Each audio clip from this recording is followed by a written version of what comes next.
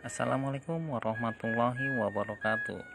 Selamat datang kembali Abang None Encang Encingnya Babe di MSC Channel. Saat ini kita ingin mengulas tentang dodol Betawi sebagai makanan khas Betawi. Nama dodol Betawi ini pastinya sudah tak asing lagi di telinga kita.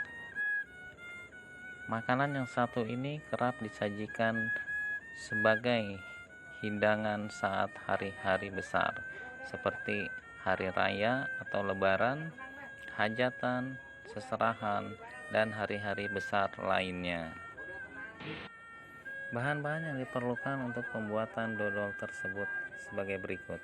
Yang pertama, beras ketan atau tepung beras, gula merah, gula pasir, santan kelapa, daun pandan. Kemudian bahan-bahan tersebut seperti gula merah, gula pasir, daun pandan, dan santan dimasak hingga mendidih dan gula tersebut larut dan kemudian disaring. Tuangkan tepung beras ketan tersebut, aduk hingga rata dengan menggunakan api kecil, dimasak hingga matang. Proses pembuatan dodol Betawi ini kurang lebih membutuhkan waktu 8 hingga 10 jam. Dodol Betawi ini memiliki warna kecoklatan dengan rasa manis, gurih, nikmat, dan legit. Dan dodol Betawi ini memiliki daya tahan yang cukup lama sehingga mudah disimpan.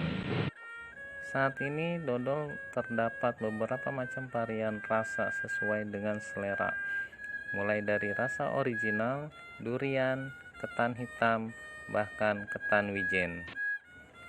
Proses pembuatan dodol Betawi ini biasanya masih menggunakan resep keluarga secara turun-menurun.